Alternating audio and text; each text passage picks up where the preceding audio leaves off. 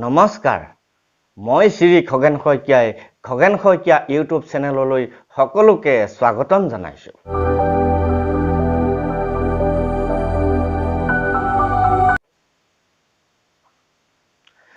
ব্ৰহ্মাৰ জি অহল্যা ৰূপে গুণে অতি সুন্দৰী আছিল আৰু গৌতম ঋষিক স্বামী ৰূপে পাইছিল।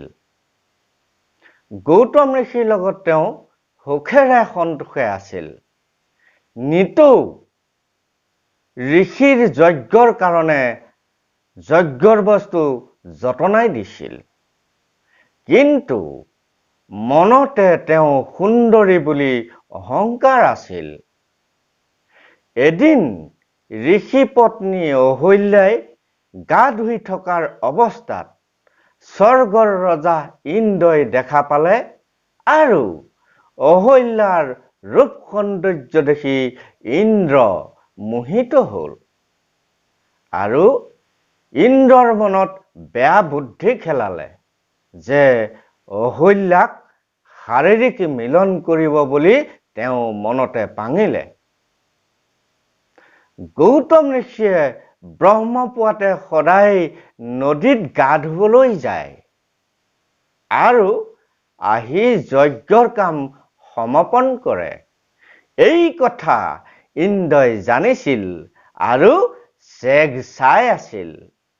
এদিন ইন্দ্ৰই মায়া কৰি কুকুৰাৰ ডাক দিছিল আৰু সেই ব্ৰহ্ম মুহূৰ্ত হ'ল বুলি অৰ্ধৰাতিতেই ঋষিয়ে নদীলৈ বুলি গা ধুবলৈ গ'ল আৰু ৰাতিপুৱা নেদেখি ৰাতিপুৱা দেৰি হলত সকলো কথা গৌতম ঋষিয়ে গম পাই গ'ল।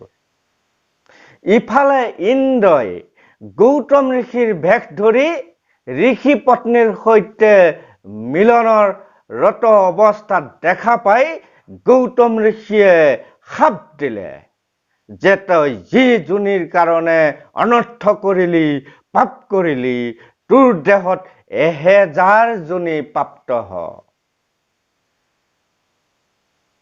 সেই শাপৰ ফলত ইন্দ্ৰৰ সমগ্ৰ শৰীৰত 1000 যোনি উদ্ভৱ হ'ল।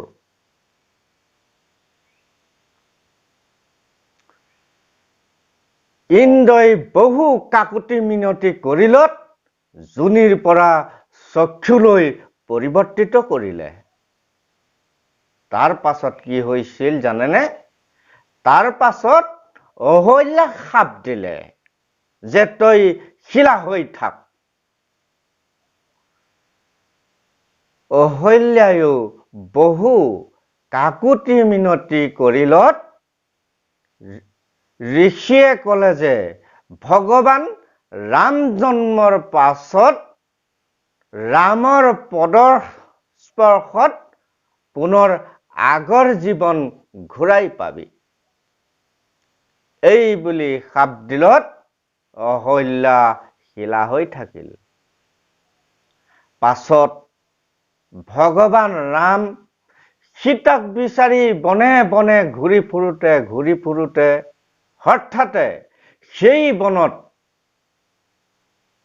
যিখন বনত গৌতম ঋষিৰ আশ্ৰম আছিল, সেই জেগা পাওঁতে তাত এটা শিলা দেখা পালে আৰু সেই শিলাটোৱে ৰাম ৰামকে বিনাই থকা শুনিবলৈ পালে। তাৰ পাছত শ্ৰী ৰামৰ পদস্পৰ্শত সেই শিলা অহল্যাৰ পুনৰ ৰূপ পাইছিল।